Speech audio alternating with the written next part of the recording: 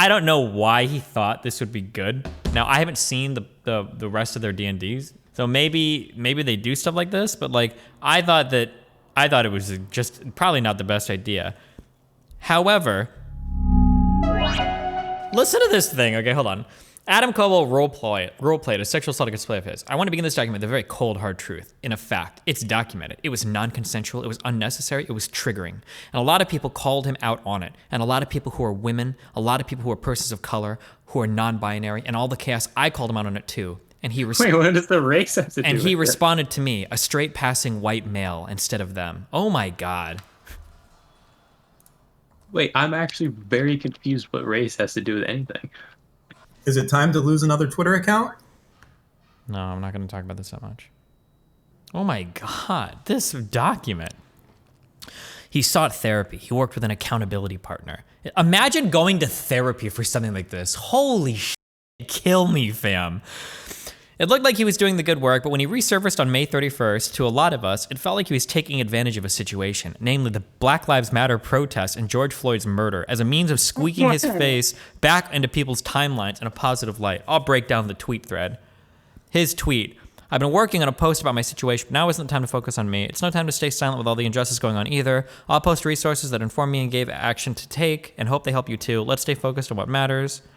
His post begins immediately with an attempt to dissuade those who spoke out against him. I've been working on a post about my situation, but now isn't the time to focus on me. On the surface, what he's saying is true. During the protests and riots crying out about police brutality, it would be very weird and bad to send the post on yourself. But the language of this tweet is very self-centric. In fact, the opening tweet is one sentence about the injustice, 3 sentences about Adam, and one final closing insidious sentence. Oh my God. Holy shit. Insidious. This person is like... So what exactly did he do? Wait, hold on. Can I call this person... Is this person cisgender? I want to see if I can call them mentally ill or not. Or can I say crazy? This person has problems. There we go. I think unhealthy generally works. Like, Well, but I don't want to body shame them, so I'd just like mentally unhealthy. like an unhealthy attachment to Twitter or whatever. But Dan, what happened was... Give me a non-based... Or sorry, a non-biased. God, take. wait, hold on. Page 7. Look at his apology document. Control F I, Control F I, Control F me, Control F my, Control F I'd, Control F they. Look at the focus on himself instead of his victims. Why would he spend a whole apology document talking about other people? Wait, what? This is so cringe. Oh my God. Jesus. I think it speaks volumes when I Control F. Oh my God, kill me. Please don't ever let me be involved with this section of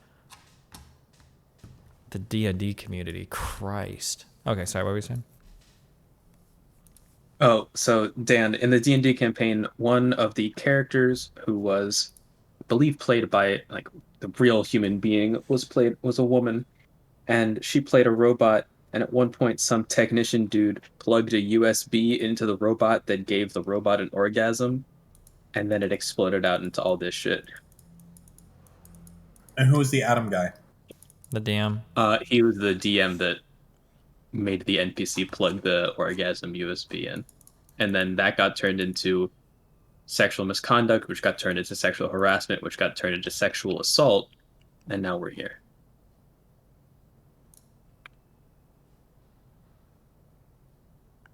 What's your take on it, the Scrub King? I mean, it could be cringe, but cringe in the sense of like any fucking social interaction could be cringe. Not in a deserves to have his career as a DM canceled, be fucking perma-banned from every online space he enters for the rest of time because he had one cringy D&D interaction. It was cringe. It was dumb. He should have talked about it beforehand. But like when D&D rape is cancelable on the same level as real life, I don't know, dude. Wait, so you can't roleplay in D&D as a rapist, I guess? Not well. Like can you not be evil? Like I don't know, it's like such a weird thing. Like, Okay, hold on. Fuck. I have to get the other side of this now because you're being fucking Dan. I'm at I'm just asking a question. I have no Dan, idea how this works. It's pretty cringe. So when Wait, you no, play as evil wait, hold on, character- let me, hold on. Let me say this, okay? When you kill somebody in D&D, you're never killing a real person, okay? When you murder someone in D&D, you're never murdering a real person. But when you're sexually assaulting somebody in D&D, you could use that as a cover to make somebody sexually assaulted, kind of. Not assaulted, but harassed, right? So like if I'm killing your character over and over again, and then I start saying like, Dan, I want to grab your bulge. Dan, I'm gonna start touching you, right? Like it doesn't feel like it's in character anymore. Is that what happened here? No, not at all. But that's what people are. That's why you draw a distinction there. I'm only countering your arguments. You're like, oh, so can you not role play in D&D? If you role play raping someone in D&D, it would kind of be like me role playing in D&D, calling you the K word over and over again. Or can I say that? I don't know if I'm allowed to say that. I seem like that's a little bit different, but No, it's exactly the same. Because then you would say, well, wait, what the fuck? And I go, well, I'm just role playing. You're like, wait, what? I'm like, well, I'm role playing. My character's calling your character, you know, that thing. And you're like, okay, well, it kind of feels like a little bit like. Feels like it's leaking out of the roleplay a little. Like if a girl is playing D&D and every single campaign that a girl plays in, her character's getting raped or sexually assaulted, and the girl would probably be like, okay, well this is kind of fucking weird, guys. You know, like, yeah, that's why there's like there's a little bit of a crossover there, but this is not at all like the level of what happened here. oh, okay. So who is this person doing making all these like Google Docs and shit, or how are they involved? No, it's some no name. Who knows? So it's someone who. What, Yeah, is but trying to get everybody is like attention? riled up over. Yeah, my annoying part, and this is people will clip me and call me out on this. The most annoying part for me is it seems like she got retroactively traumatized from this. Because at the time, it seemed like everything was going okay. It was just a little bit awkward. But then I think that like a million people messaged her and was like, you got in-game raped, you got in-game raped, you got in-game raped. And then after I think a million people messaged her, she was like, holy shit, hold on. I think actually what happened was really wrong. And now I'm leaving the whole campaign and everything is fucked. That's what it feels like what happened. Yeah, like if you watch the video, like it's cringe. It's a bit cringe, but it's not. It's very. I don't think anybody's fucking like traumatized. Mm-hmm. Isn't a large part of it the fact that these types of sexual encounters can trigger people's traumas and all that shit? Listen, this is gonna come off as super mean. I'm sorry. If you're gonna get triggered or traumatized or something like that, you should probably be playing in special, like, made-for triggered people D&D campaigns. Okay, like if you're gonna get so triggered that just like role playing in a group of friends like commits you to like freezing up, like you need to be in special types of campaigns that are like especially made for people like you. Like you need like a safe space campaign. Not that there's anything wrong with that. I'm not making fun of that concept, but like.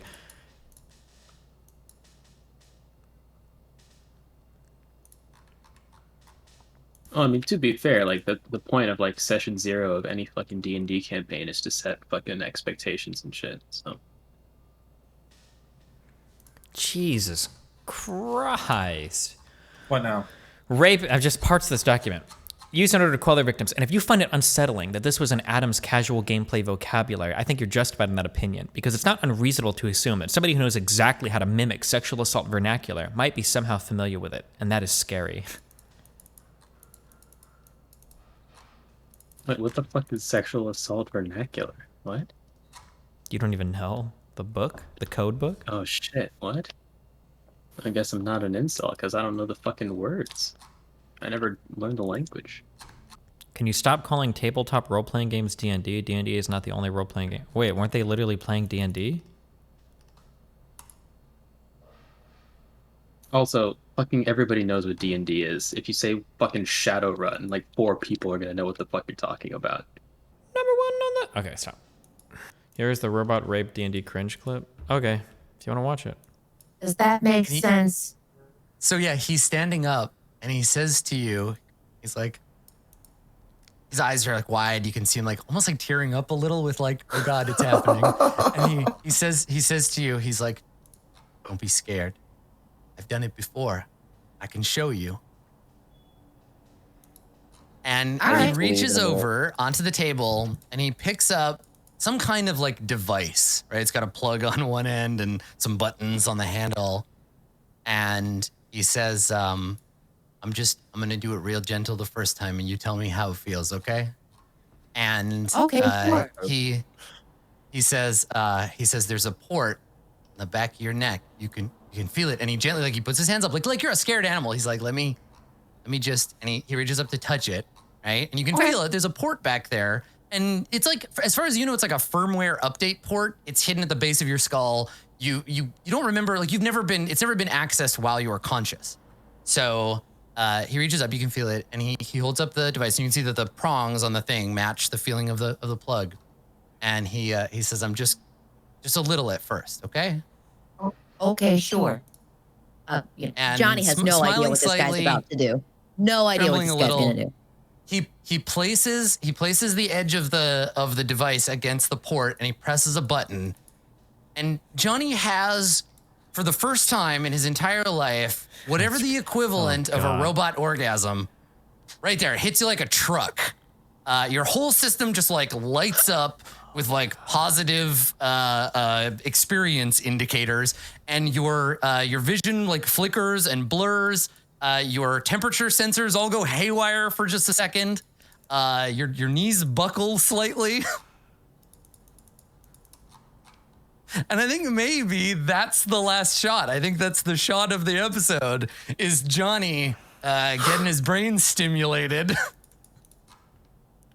Wow. By this sexy mechanic.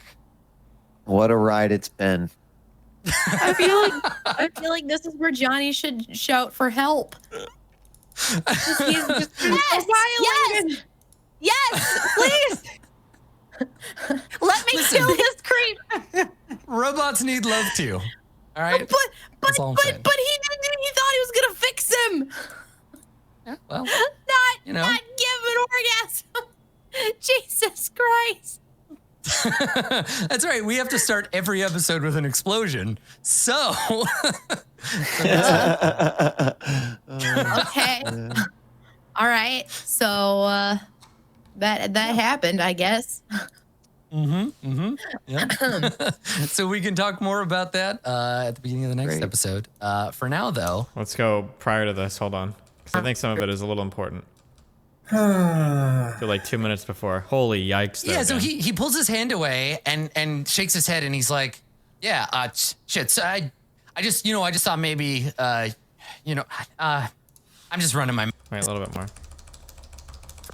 I wasn't even trying to think of anywhere to go. It was just like, bam, like right there.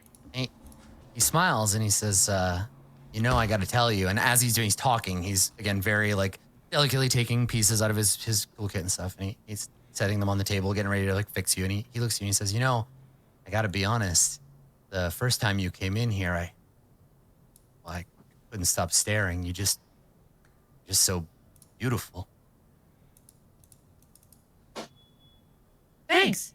I don't really get called beautiful a lot. I guess I just. When you say he shakes his head, he says, "That's crazy," and he steps over to you and he puts his hand on your face, like the back of his fingers, like on your face, and he says, "You really are. You're just about perfect." And he's standing like 2 inches away from you now, with like his fingers on your face, smiling slightly. Oh God.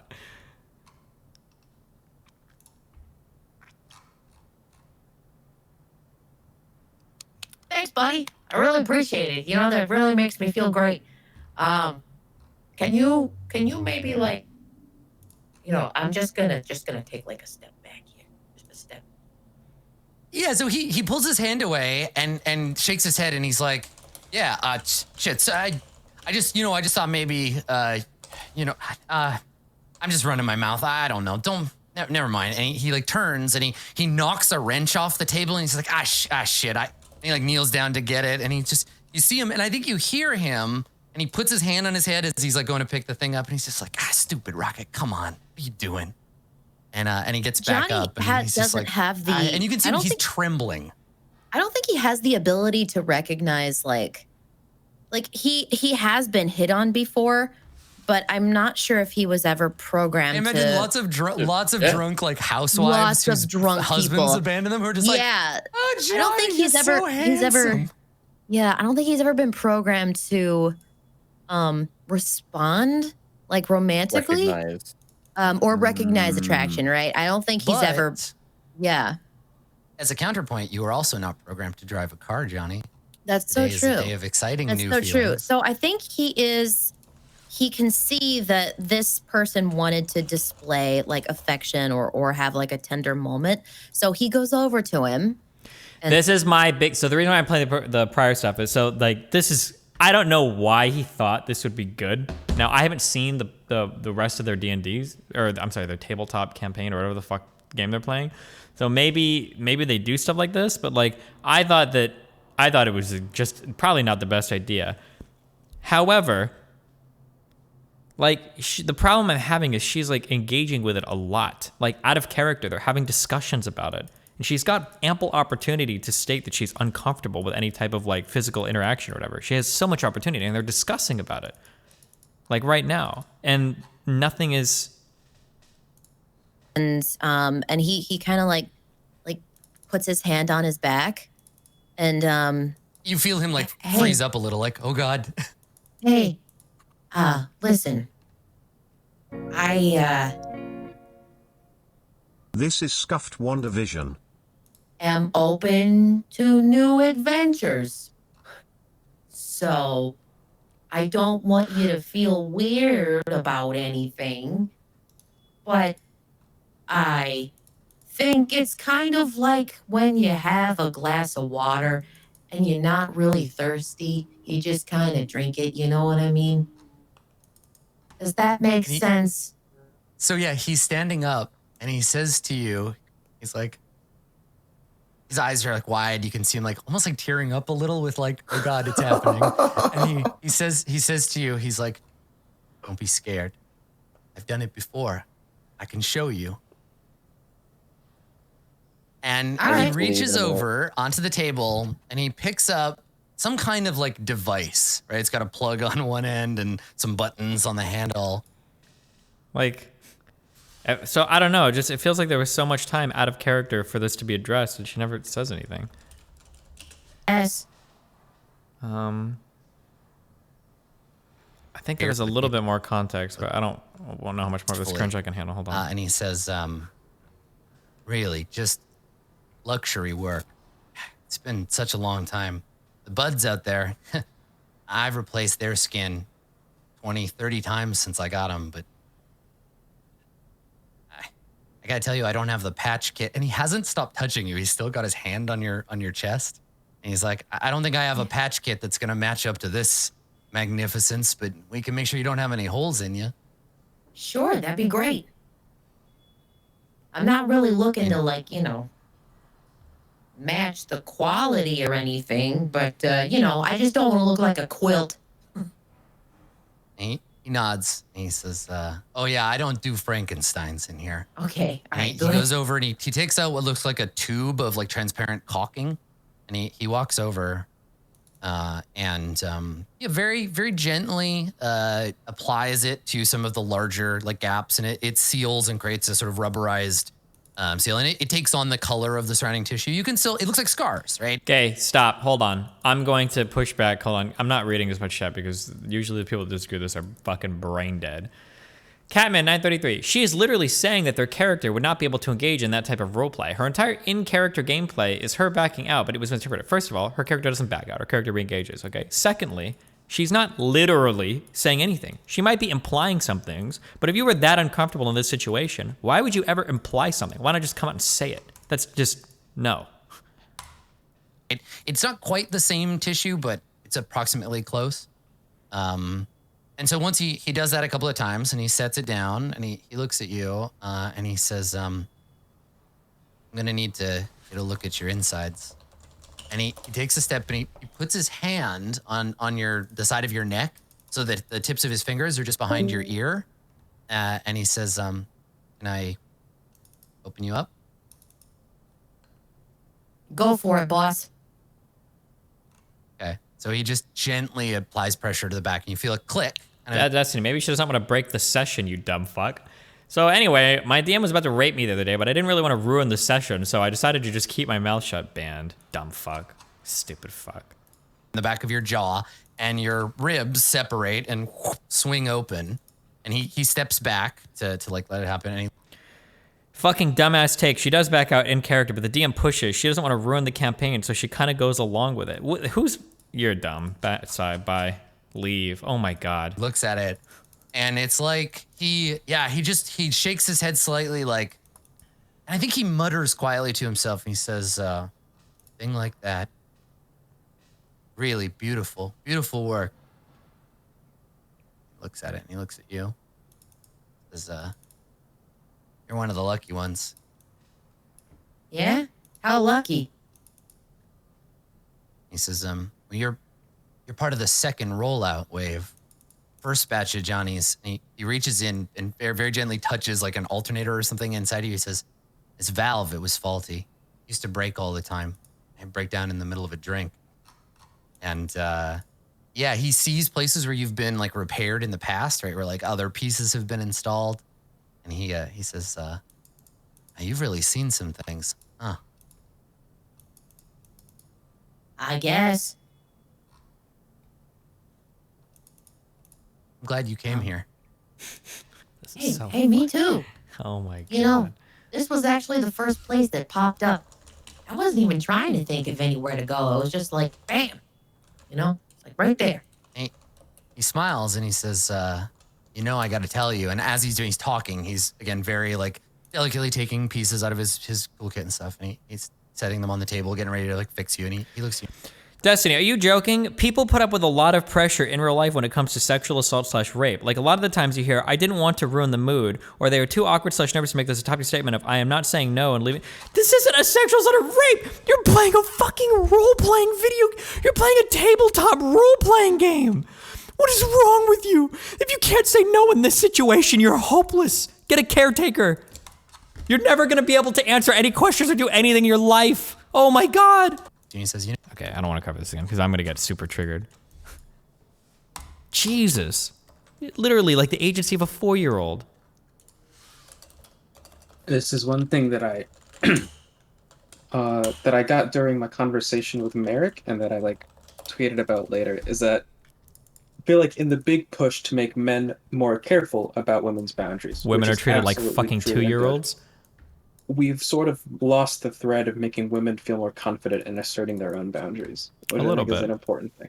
You're just gonna be called a rapist a million times if you say that though, so good luck. Yeah, well, I'm already the incel king, so do it. True. Okay, let's take a break with some music, guys. Fedoras are awesome. Mine's better. Fedoras are awesome. Mine's Fedoras better. are awesome. Mine's Fedoras are awesome. infinitely Fedoras better. are awesome. Remember to hit that like and subscribe, and don't forget the notification bell so that my videos show up right in your feed. Bananas, kill me!